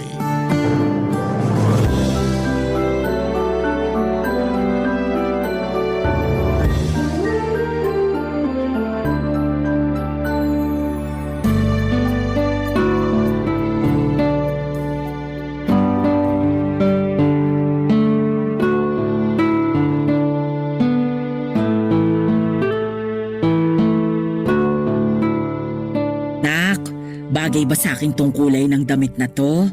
Dark green? Oo, ngayon pa lang ako magsusuot ng ganitong kulay eh. Tingin ko bagay naman po sa inyo. Tingin mo lang? Hindi ka sigurado? Sigurado po. Sigurado po na bagay. Ito kayang maroon. Ayos ba sa akin to? Okay din naman po. Sigurado ka ha? Kasi mamimili na lang ako sa dalawang kulay ng damit na to. Kayo pong bahala. Eh syempre, gusto ko naman maging kaaya-aya sa paningin ng kadate ko, no? Ano pong sabi nyo? Sabi ko, gusto kong maging kaaya-aya sa paningin ng kadate ko. Teka lang, tama ba yung narinig ko? May kadate kayo? Oo. Ay, sorry. Hindi ko pala nasabi sa inyo ng kapatid mo yung tungkol sa bagay na yun. Malamang po hindi nyo nasabi kaya nga po ako nagulat eh. Kaya pala di kayo magkanda o gaga sa pagtatanong kung anong kulay ng damit ang bagay sa inyo. Siyempre. Ikaw nga, tinatanong mo rin ako kung bagay ba sa yung ganitong klase ng damit. Lalo na kung may mahalaga kang okasyon na pupuntahan. Kaya ako rin. Gusto ko rin maging presentable sa makakadate ko. Sino naman po yung kadate nyo? Hindi ko pa kilala eh. Ano? May ikipag-date kayo sa hindi nyo pa kilala? Oo, blind date yata ang tawag dun. Basta, hindi ko siya kilala. Pero kilala naman siya ng mga tita mo. Sa katunayan, sila nagsabi sa akin na makipag-blind date para makakilala ng lalaki na posible kong maging boyfriend. Teka, parang ang bilis naman po yata. Anong mabilis dun? Ng mga pangyayari. Yung pakikipag-blind date nyo, pati yung paghahanap nyo ng magiging boyfriend. Parang ngayon ko lang lahat nalaman yan ah. O itong anak ko naman, oo. Sino ba sa atin ang mas matanda? Ako ba o ikaw? 29 years old pa lang po ako, kayo 53 na. O ako pala ang mas matanda. Pero bakit parang ikaw ang nag-uulyanin dyan? Anong nag-uulyanin sinasabi nyo? Ano ibig nyo sabihin? Sinabi ko na kaya sa'yo no na gusto ko ulit magka-boyfriend. Siyempre! Tagal ko na rin na bakante simula nung iwan tayo ng dumuho mong tatay matapos niyang sumama sa ibang babae. Sa lagay, siya lang ang may karapatang sumaya sa piling ng iba. Hindi ko na maalala na sinabi nyo sa akin yan noon. Baka masyado akong occupied nung sinabi nyo yan. Pwede. Para kang ang lutang kausap nun eh. Grabe naman po sa lutang. Totoo naman. Ay, sige na nga po pero mag-iingat kayo ah. Saan? Doon sa blind date? Opo. Oo naman. Saka huwag ka mag-alala kasi kasama ko naman ang tita mo doon. Doon sila pupwesto sa malayo. Sina tita talagang may pakana ng mga to eh no. Huwag mo na silang anuhin. Gusto lang naman nila akong hanapan ng makakasama sa buhay. Nagsimula kasi yun nung nakita-kita kami sa labas. Tapos tinanong nila ako kung gusto ko pa raw magpaligaw o mag-boyfriend. Lalo ngayon natapos ko naman daw kayong pag-aralin ng kapatid mo. Napaisip ako tapos sabi ko gusto ko naman. Kaso dahil taong bahay lang ako, wala naman akong nakikilalang mga lalaki. Ayoko namang makipag-usap sa Facebook kasi maraming scammer. Baka perahan lang ako, no? Tama naman po yun. Maganda na yung nag-iingat kayo. Kaya nga hinayaan ko na lang yung mga tita mo nung sinabi nila na sila na ang bahala. Basta wag lang kayo magpapabuntis ah. Hindi mangyayari yun. Kasi wala na akong matres. Di ba nga naoperahan ako nung pinanganak ko yung kapatid mong bunso? Ay, oo nga pala. O ikaw talaga. O basta, ako excited lang. Pakiramdam ko bumalik ako sa panahong dalaga pa ako. Kahit naman 53 years old na ako, may asim pa ako, no? Papadudot gaya ng sinabi ko ay iniwan na kami ng tatay namin noong araw matapos niyang mambabae. Ni anino niya ay hindi na nagparamdam sa amin kaya naman hindi ko ikakaila na mayroon akong hinanakit sa kanya. At sigurado akong masusumbatan ko siya ng husto kapag nagpakita pa siya sa amin.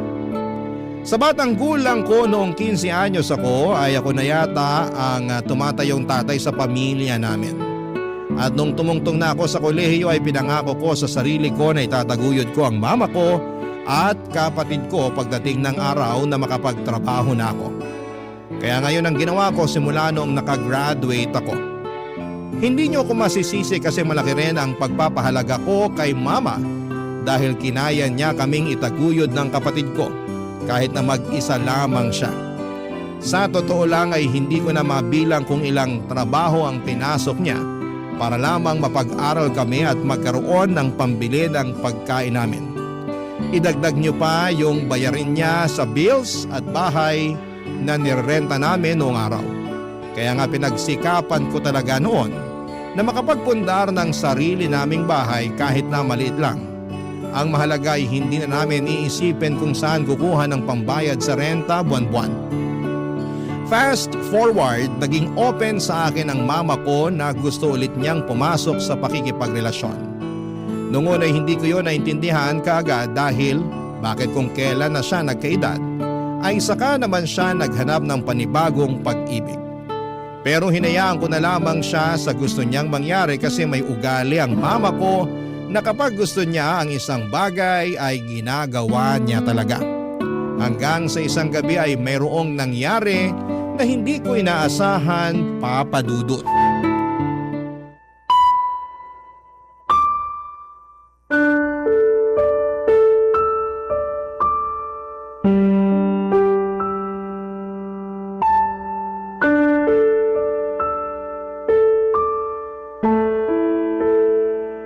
Siraulong yun.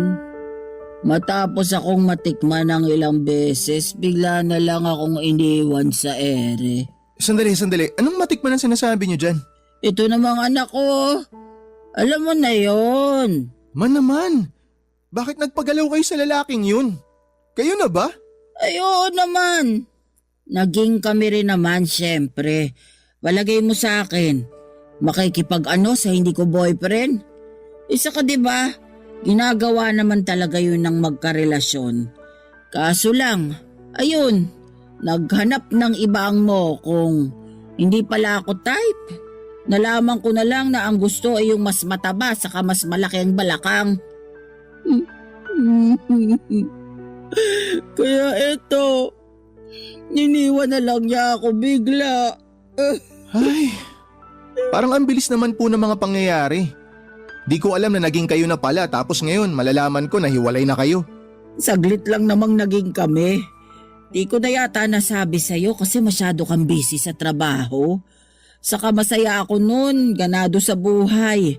At laging maaliwalas ang gising ko sa umaga kasi nga kami na. Tapos gaganituhin niya lang ako. Iiwan at ipagpapalit sa ibang babae.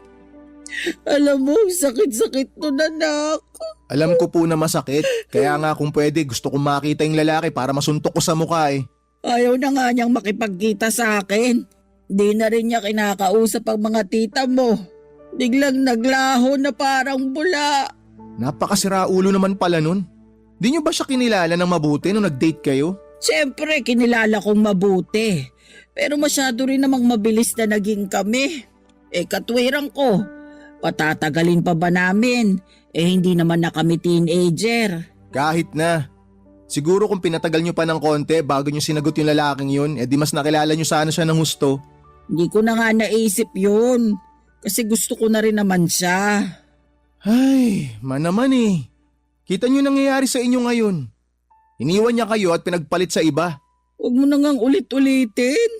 Kita mong broken hearted na nga itong mama mo. O ano po bang pwede kong gawin?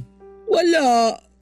Saka alam ko naman sa sarili ko na hindi ko na mababago yung nangyari. Kasalanan ko rin naman eh. Siguro nga tama ka. Kung mas kinilala ko pa siya ng husto, malalaman ko kung anong intensyon niya sa akin.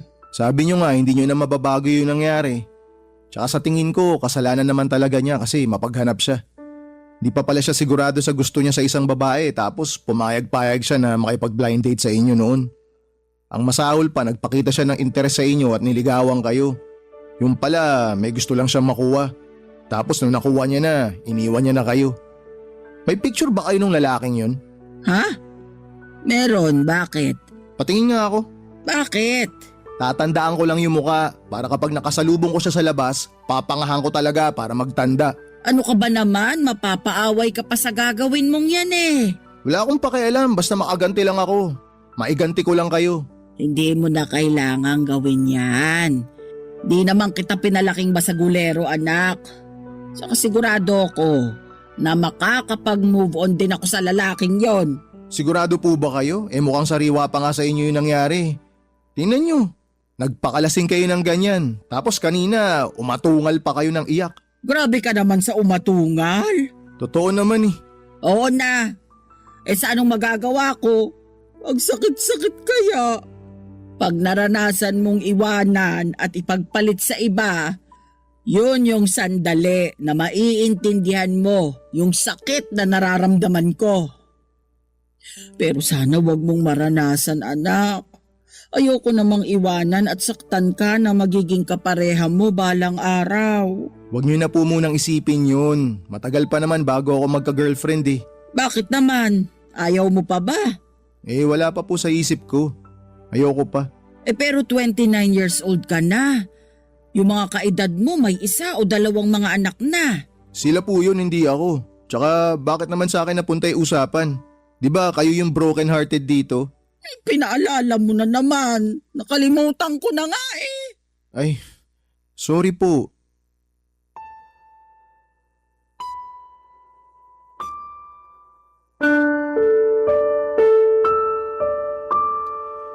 Sa totoo lang ay parang bumalik sa akin yung alaala noong minsang naabutan kong lasing at umiiyak ang bunso kong kapatid sa kanyang kwarto noong araw. Kahit kasi anong gawin niyang pigil sa pag-iyak niya ay naririnig ko pa rin lalo at magkatabi lang naman ng mga kwarto namin. Dahil sa pag-worry ay kaagad ko na nga siyang kinatok at nalaman ko na nga ang dahilan kung bakit siya nagmumukmok.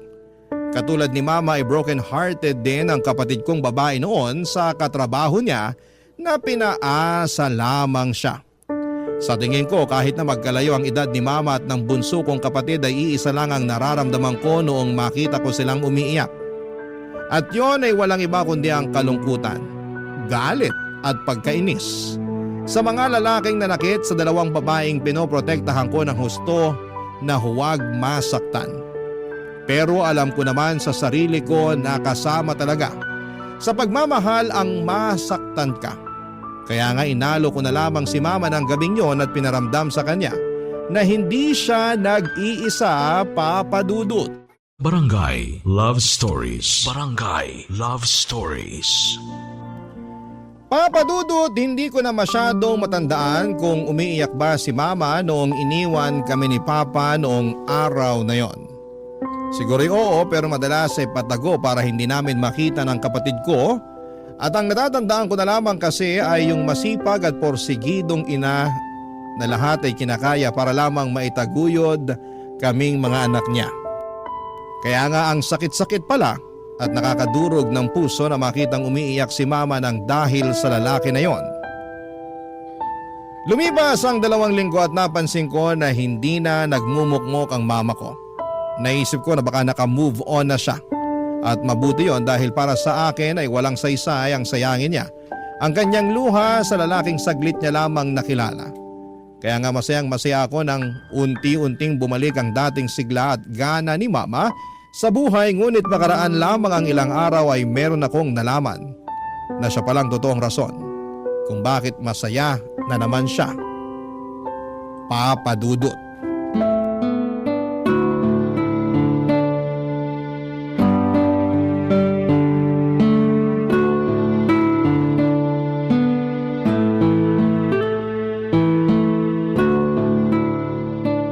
Aalis pala ako bukas, tapos baka gabihin ako ng uwi. Mag-iiwan na lang ako ng lutong pagkain para sa inyo ng kapatid mo. Ilalagay ko sa ref. Bale, initin nyo na lang sa microwave, no? Sige po ma, pero saan po ba kayo pupunta bukas? Ang totoo, makikipag-date ako. Na naman? Oo, pero iba na to. Hindi na to yung mokong na lalaking nang iwan sa akin noon. Di na po talaga kayo nadala no? Kasi sobrang tanga nyo naman kung makikipagbalikan pa kayo sa kanya matapos nung ginawa niya sa inyo. Sakit naman nung sobrang tanga. Sorry po, pero sinasabi ko lang naman yung totoo.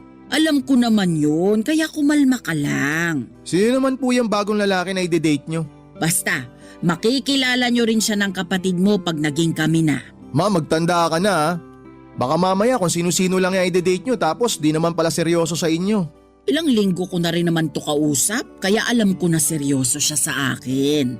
Alam ba niya na may mga anak na kayo? Oo naman. Yun agad ang unang-unang sinabi ko. Eh siya ba may mga anak na? O dating kinakasama? Ha? Eh bakit bigla kayatang nagka-interes sa kanya? Dati naman doon sa una ko, hindi mo masyadong inaalam yung detalye. Kaya nga ang naisip ko, alamin na ngayon para makasiguro ako na malinis ang intensyon niya sa inyo. Ayoko na maulit yung nangyari sa inyo dati. Eh saka na, kasi hindi pa naman nagiging kami. Ayoko namang magbigay ng maraming detalye. Tapos di pala kami magiging okay, 'di ba? Man naman eh, ayan na naman kayo. Alam ko namang ginagawa ko, anak. Matanda na ako, no? Alam ko naman po yun, pero nag-aalala lang ako sa inyo, sa kapakanan nyo. Naiintindihan ko, pero natuto na ako doon sa karanasan ko sa ex ko. Hindi na ako basta-basta masasaktan ng kung sino-sinong lalaki dyan. Ma, kahit na mabuti kang tao, sa dami ng manluloko sa mundo, marami pa rin susubok na lokohin kayo. Tsaka hindi lang po yun sa pakikipagrelasyon. Normal na sa buhay yun. Basta, sinisigurado ko sa'yo na makikilala mo rin siya pag naging kami na. Pangako yan. Ay, wala naman ako magagawa eh. Mag-iingat na lang kayo.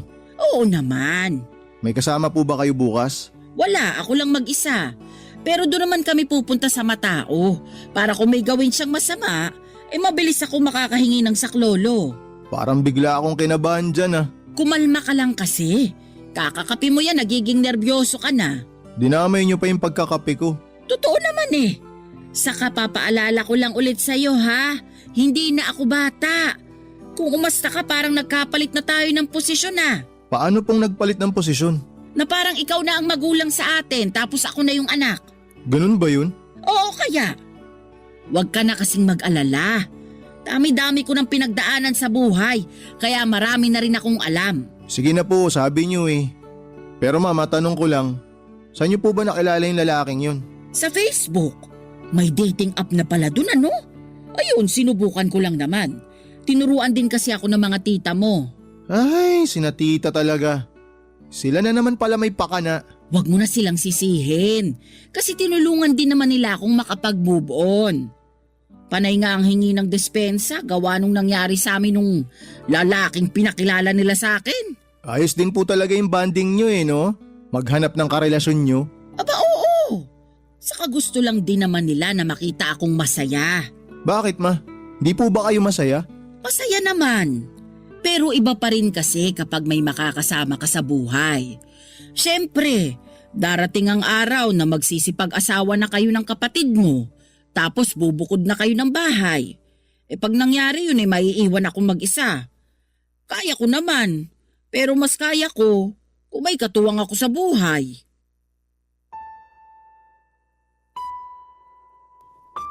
Papadudot, tama naman si Mama noong sinabi niya na mukhang nagkapalit na kami ng posisyon dahil parang ako na ang magulang sa aming dalawa. Kung manigurado ako kung sino na naman ang lalaki nagpapasaya sa kanya. Hindi naman sa iyo ko na siyang makilala ng iba pero baka lang sa pagmamadali niyang pumasok na naman sa isang relasyon ay masaktan ulit siya ng husto. Siyempre, sino ba namang anak ang gustong makita na umiiyak at nasasaktan ang kanilang mga magulang? Wala naman, hindi ba? Pero aminado rin naman ako na nasa tamang edad na ang mama ko. Hindi rin naman ako kontra sa pag-love life niya. Kung doon siya masaya, ay kaya ko namang maging masaya para sa kanya. Kaya nga hinayaan ko siya na makipagrelasyon ulit doon sa bagong lalaki na kinakausap niya. Basta ipakilala niya ito sa amin ng kapatid ko at nangyari ngayon noong maging sila. Kaso, laking gulat namin noong nalaman naming mas bata pala yon sa kanya ng ilang taon. 27 years old lamang ito samantalang 53 naman si Mama. Agad na umusok ang ilong ng bunso namin kasi masagwa raw tignan na mayroong boyfriend si Mama na kasing edad lamang niya. Pero pinakalma ko siya at sinabi na hanggat napapasaya nito si mama ay wala namang problema. In short, sinuportahan ko sila sa abot ng aking makakaya kaso'y makaraan lamang ang 2 buwan. Ay nagulat ako nang may inamin si Mama Papa Dudut.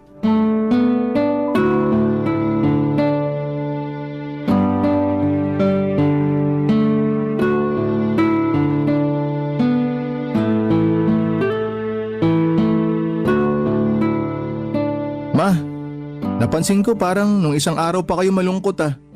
Nag-aalala na tuloy ako sa inyo. May problema ba kayo? O baka naman may masakit sa inyo ah? Wala namang problema at wala ring masakit sa akin. Ayos lang ako. Ay, sa tono ng boses niyong yan, parang pinagbagsakan kayo ng langit at lupa ah. Sigurado po ba kayong ayos lang kayo? Ayos nga lang ako. Oh, ma, ano po nangyari? Ba't bigla kayong umiyak? Yung totoo, hindi talaga ako ayos, anak. Nagkukunwari lang akong ayos. Kasi ayoko naman na mag-alala kayo sa akin ng kapatid mo. Pero pansin po kasi talaga namin na hindi kayo ayos eh. Kaya nga tinanong ko na kayo ngayon para malaman kung anong nangyayari sa inyo. Tahan na ma. Sabihin niyo na lang sa akin kung ano bang nangyari. Hiwalay na kami ng boyfriend ko. Ha? Paano nangyari yun? Eh di ba nung nakaraang linggo lang nag-date pa kayo? Ang saya-saya niyo pa nung kinukwento niyo sa akin na pumunta kayo sa isang magandang restaurant sa Tagaytay. Oo nga, kaya hindi ko rin akalain na pagkatapos ng masayang pangyayaring yun, kasunod na nun yung malungkot at masakit. Bakit ma? Ano ba nangyari? Nang babae po ba siya? Oo, pero hindi lang yun. Kasi inamin niya sa akin na nabuntis daw niya. Ay, anak ng tokwa talaga oh. Kumalma ka lang, Lexer. Paano ako kakalma ma? Nabubwisit ako dun sa lalaking yun. Sinabi ko na yan sa kanya, pero wala na raw siyang magagawa dahil pabor din naman sa kanya yun kasi gusto niya rin magkaanak. Alam mo naman, hindi na ako pwedeng mabuntis, kaya ayun. Yan na nga ba yung sinasabi ko eh. Nakipagrelasyon kasi kayo sa mas bata sa inyo. Natural, gusto pa nun magkaanak. Hindi kayo yung babaeng tutupad sa gusto niyang mangyari. Nung una naman, sinabi niya na ayos lang sa kanya na wala kaming anak, 'di ba? Narinig niyo pa nga yun ng kapatid mo eh. Tapos biglang ganito lang pala ang mangyayari. Narinig nga po namin pero duda pa rin kami kasi 27 years old pa lang yung lalaki.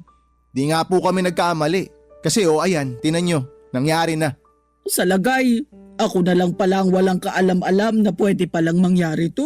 Hindi naman po sa ganun pero sana naisip nyo man lang yun. Yung bang pwedeng magbago yung isip ng isang tao? Ginawa ko naman ang lahat. Binigay ko sa kanya yung pangangailangan niya. Nandun na po tayo ma, pero hindi pa rin garantiya yun na hindi niya kayo iiwan. Sinasabi mo ba nakaiwan-iwan ako? Bakit? Kasi matanda na ako? Kasi wala na akong kakayahang magkaanak, ganun ba yun? Ay, ma, hindi po sa ganun. Hindi raw ganun.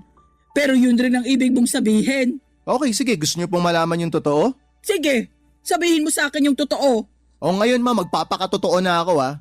Tama naman po kayo sa sinabi nyo na matanda na kayo para makipagrelasyon pa. Kaya bakit di nyo nalang tigilan yung paikipag-blind date nyo sa kung sino-sinong lalaki dyan para makapaghanap kayo na magmamahal sa inyo? Sobra ka naman sa sinasabi mo.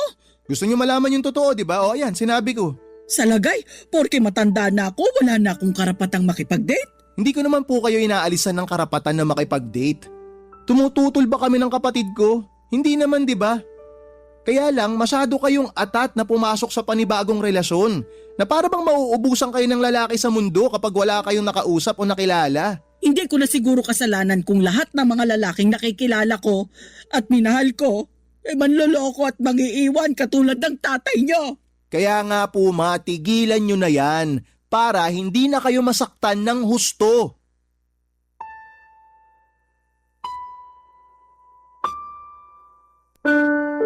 Papadudot galit na galit ako sa kumag na lalaking yon dahil sinaktan at ginamit lamang niya si mama. Pero inis din ako sa nanay ko kasi hinayaan lamang niya na gawin sa kanya yon ng damukol niyang ex-boyfriend. Kung pwede ko lang talagang masuntok at matadyakan sa mukha yung lalaking yon ay ginawa ko na. Sobrang sakit kayang makita. na umiiyak ang sarili mong ina ng dahil sa kanya. Kaya nga mas lalo akong naging protective kay mama. Kung protective na ako noon pa sa kanila ng kapatid ko ay mas triniple ko pa yon noong mga panahong yon. Bilang unang hakbang ay pinagbawalan ko na si mama na makipag-usap sa mga lalaki. Dahil baka mauwi na naman yon sa pagkakamabutihan tapos magiging sila at ang ending ay baka masaktan na naman siya ng gusto. At wala akong pakialam kahit na nagkasamaan na kami ng loob sa mga gagawin ko, Papa Dudut. Barangay Love Stories. Barangay Love Stories. Papa Dudut, habang lumilipas sa mga araw ay nagigilty ako sa mga sinabi ko kay mama noong huling beses na nagtalo kami. Alam ko naman na nadala lamang ako ng aking damdamin pero mali pa rin na pinagsalitaan ko siya ng ganon. Nagkasamaan patuloy kami ng loob, bagay na bihira lang mangyari sa amin dahil nga mas pinipilit naming unawain ang isa't isa. Kaya lang ay napuno na kasi ako pero hindi pa rin yon excuse para bastusin ko siya. Hindi nga nagtagal ay nagkabati rin kami ni mama at bumalik sa dati ang relasyon namin. Pero pansin ko na hindi na siya nag-open up sa akin tungkol sa love life niya o kung meron ba siyang kinakausap na bago. Alam kasi ni mama na magagalit ako sa kanya dahil kung anong bilis niyang makapag-move on at makahanap ng iba ay siya namang bagal kong makausad. Saka hindi yon ganon kadali para sa akin lalo na ako yung iniiyakan niyang madalas tuwing siya ay nasasawi sa pag-ibig. Kaya nga noong napansin ko naman na parang may nagpapasaya ulit sa kanya ay agad ko na nga siyang kinumpronta, Papa Dudut.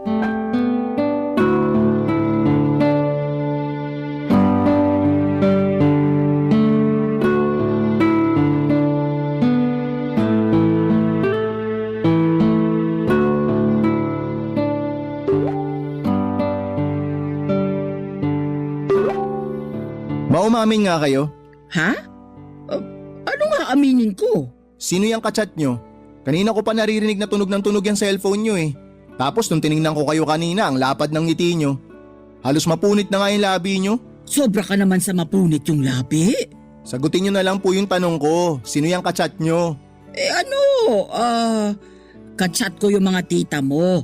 Tapos may kinukwento silang nakakatawa, kaya natatawa rin ako. Hindi ako naniniwala sa inyo, ma. Patingin nga ako ng cellphone nyo. Ha? Ayoko nga. Bakit gusto mong tignan ng cellphone ko? Sinasabi ko na nga, be. Nagsisinungaling kayo sa akin. Hindi talaga sinatita yung kachat nyo. Sige na nga. Aamin na ako. Oo, hindi ko naman talaga kachat ang tita mo. Kasi may iba akong kachat. O sino nga yan? Ay wala ka nang pakialam doon ano? Huhulaan ko ah. Bagong lalaki nyo yan, no? Ano bang pakialam mo kung oo? Hindi na po ba talaga kayo natuto? Di ba nung nakaraan lang, 2 beses na kayong iniwan at sinaktan? Tapos ngayon meron na naman kayong kinakausap na bago? Ano ba naman yan, ma? Iba naman tong kausap ko dun sa 2 nanakit at nang iwan sa akin ano? Saka nag-uusap pa lang naman kami. Ibig sabihin, kinikilala ko pa siya ng husto bago ko siya papasukin sa buhay ko. Ang usapan natin, titigilan nyo na yung paikipag-usap sa kung sino-sinong lalaki. Usapan natin? Wala akong matandaan na pumayag ako sa usapang yan. Baka sinabi mo lang kasi gusto mo akong pagbawalan na makipag-usap at makipagkilala sa iba. Ano naman kung gusto ko kayong pagbawalan? Masama ba yun? Para sa inyo rin naman yung ginagawa ko? Ipapaalala ko lang sa'yo ha, na ako ang nanay sa ating 2. Anak lang kita, kaya wala kang karapatan na pagbawalan ako sa mga bagay na gusto kong gawin sa buhay ko. Hindi na ako bata, Lexer. Hindi na nga kayo bata, pero kung umasta kasi kayo, para kayong bata. Tsaka hindi ko naman nakakalimutan na kayo yung nanay sa ating 2 eh. Pero sana, alam nyo rin na masakit sa ulo yung mga gusto nyong gawin sa buhay nyo. Kaya nga wala na akong planong ipaalam sa'yo na meron na naman akong kinakausap. Kasi ayoko nang sumakit ang ulo nyo sa akin ng kapatid mo. Akala nyo tama yun. Akala nyo maganda yun, ma. Na hindi nyo ipapaalam sa amin na may bago na kayong lalaking kinakausap. Paano kung may mangyaring masama sa inyo? Ano bang mangyayaring masama sa akin? Hirap sa'yo, masyado kang advance mag-isip. Ang hirap sa inyo, masyadong sarado yung pag-iisip nyo eh. Anong sinabi mo? Sobra ka na ha? Hindi kita pinalaki at pinag-aral para bastos-bastusin lang ako. Matuto kang rumispeto sa nanay mo. Ma, nire-respeto ko kayo mula pagkabata hanggang ngayon. Pero sana matuto rin kayo na respetuhin yung sarili nyo. Di pa po ba kayo napapagod sa kakahanap ng makakarelasyon ninyo? Sa huli sasaktan din naman kayo, iiwan lang kayo. Kasi kung hindi kayo napapagod, pues ako ma, napapagod ako na makitang nasasaktan ka. Napapagod ako na nakikitang umiiyak ka. Maawa naman po kayo sa sarili nyo. O eto, napansin nyo ba yung kapatid ko hindi na kayo masyadong kinakausap? Gusto nyo malaman kung bakit? Kasi naiinis siya sa inyo. Napaka-desperado nyo raw na makahanap ng lalaki makakarelasyon. Ang dating kasi sa amin ma, hindi kayo makontento na tayong 3 lang. Gusto nyo pa talaga humanap ng ibang makakasama sa buhay. Masama ba yun? Hindi naman, di ba? Saka sinabi ko na sa'yo noon na kapag nagkaasawa na kayo ng kapatid mo, bubuko din kayo ng bahay. Tapos maiiwan akong mag-isa rito. Hindi mangyayari yun kasi hindi kita iiwang mag-isa. Anong ibig mong sabihin? Kahit na mag-asawa ako, isasama pa rin kita sa bahay namin. O kaya dito kami titira ng magiging asawa ko. Kasama nyo. O naku, pwede patigilan mo ko sa kagaganyan mo. Ayokong makisama sa inyo ng mapapangasawa mo. Dahil baka magkaroon lang kami ng problema pag tumagal. Ang gusto ko lang naman ay makahanap ng matinong lalaki na makakasama ko sa buhay. Ni sa hinagap ay hindi ko akalain na aabot kami sa mainit na pagtatalo ng nanay ko. Hindi na kasi ako nakapagpigil na mapagsalitaan siya ng hindi maganda lalo na at nalaman ko na mayroon na naman siyang kinakausap na ibang lalaki. Siyempre, hindi niya yon nagustuhan kaya nakapagsalita rin siya nang masasakit sa akin na naging dahilan para lalo akong magalit sa kanya. Sa totoo lang ay naisip ko nga na umalis na muna sa bahay namin kasi ayoko siyang makita at makasama. Para sa akin napakatigas ng ulo ng mama ko. Naturingang mas matanda sa amin ang kapatid ko pero parang walang natutuhan mula sa mga karanasan niya sa buhay. Hirap na hirap siyang intindihin na concern lamang ako sa kapakanan niya dahil baka masaktan na naman siya. Hindi nagtagal ay naging sinanong kausap niyang lalaki at makaraan lang ang 1 buwan ay iniwan ulit siya ng karelasyon niya sa kadahilan ng hindi ko na matandaan. Basta, nakita ko na lamang na umiiyak siya at agad na nagsumbong sa akin. Punong-puno na ako sa katigasan ng ulo ng nanay ko at mas lalo ko lang ginustong umalis sa bahay namin para hayaan na lamang siya sa mga bagay na gusto niyang gawin. Total ay matigas naman ang ulo niya kaya bahala na siya sa buhay niya. Pero hindi yun nangyari kasi makaraan lamang ang 2 linggo ay nagkasakit si mama. Akala namin ang kapatid ko ay simpleng sakit ng tiyan lamang yon na lumala kaya sinugod na namin ang mama sa ospital. Maraming laboratory test na pinagawa sa kanya at matapos noon ay nadiskubre nilang may cancer siya sa small intestine. Sobrang nabigla kami ng kapatid ko nang malaman yon at agad na gumuho ang aming mundo. Hindi nga nagtagal ay nagsimula ang gamutan ni mama at kasabay noon ang mabilis na panghihina ng kanyang katawan at pagbagsak ng kanyang resistensya papadudot.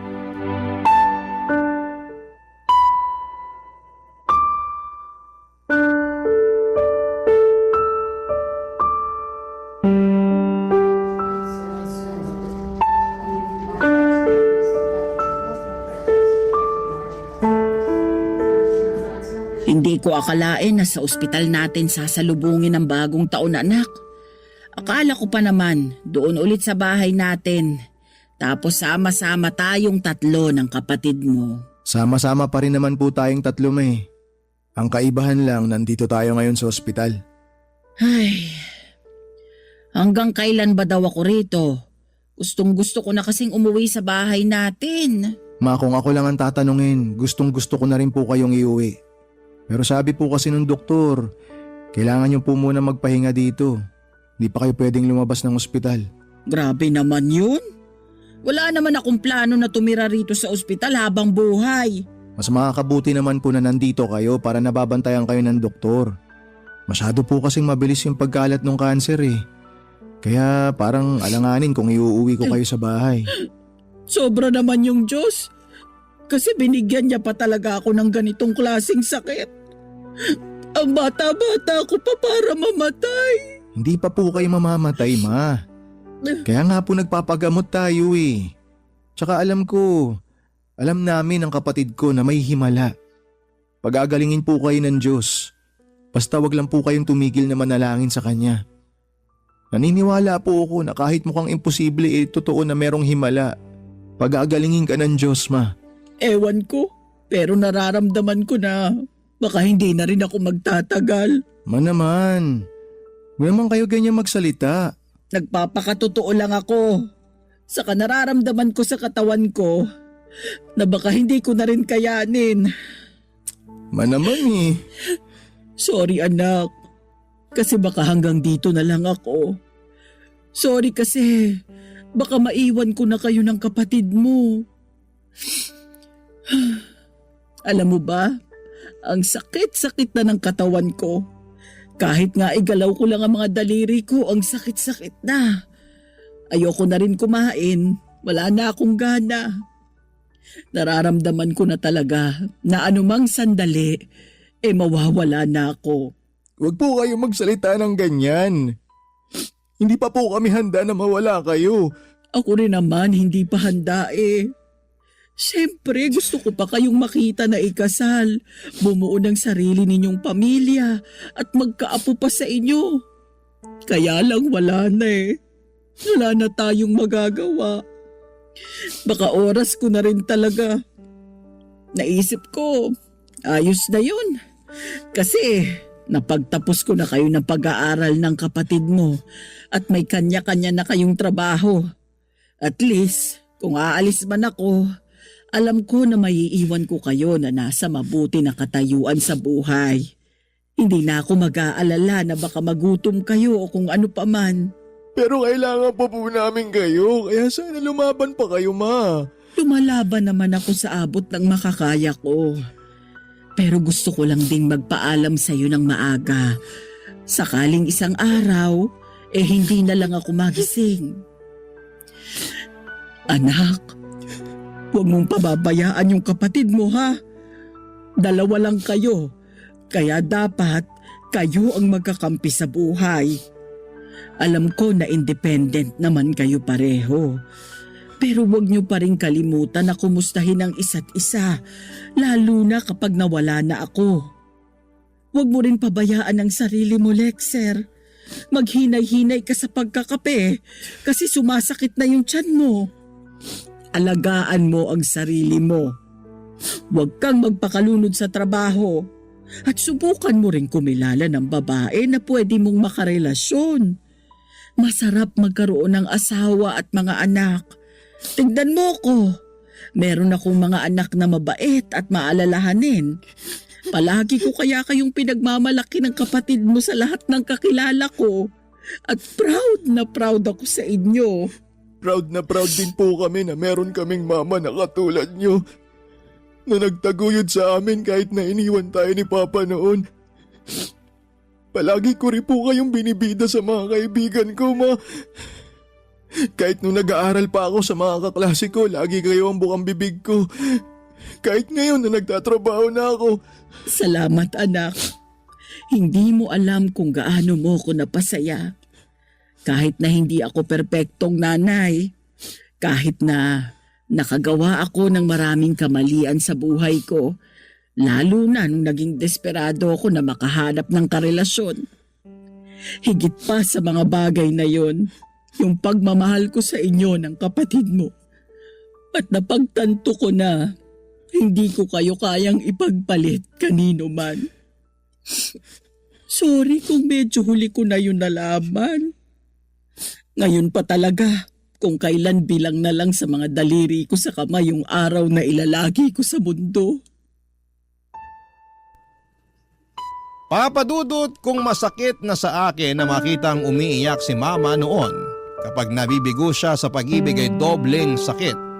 Hirap at lungkot ang naramdaman ko noong nagkasakit siya at nakaratay na sa higaan. Kulang na lang ay dasalan ko ang lahat ng santo para pagalingin nila ang nanay ko. Ayaw pa namin siyang mawala sa amin pero kitang-kita ko na sobra na rin siyang nahihirapan. At sino ako para ipagkait sa kanya ang makapagpahinga na sa mundong ito kung doon lamang siya makakaramdam ng kaginhawahan. Kaya nga nitong February 2025 ay tuluyan nang namaalam ang pinakamamahal naming mama. Sobrang bilis ng mga pangyayari. Hindi na kami nakapaghanda at hanggang ngayon, biglang-bigla pa rin kami ng kapatid ko. Marami pa kaming pangarap sa buhay na kasama si mama at gusto pa namin siyang makasama na mapuntahan ang mga lugar na pangarap niyang puntahan. Pero alam namin na hindi na yon mangyayari. Hanggang ngayon ay natutuliro pa rin at naliligalig ang aking puso. Sa kasalukuyan ay nagpapakatatag na lamang kami ng kapatid ko. Palagi pa rin naming naaalala si mama at ang mga aral sa buhay na itinuro niya sa amin simula pagkabata. At kahit na iniwan na niya kami sa mundong ito ay nananatili siyang buhay sa aming alaala. Maraming salamat po Papa Dudut sakaling mapili po ninyong i-area ang istorya ng buhay ko at ng aking pamilya. God bless and more power sa inyong istasyon. Palagi number 1 sa puso namin ang Barangay Love Stories. Ang inyong forever, kapuso at kabarangay, Lexer.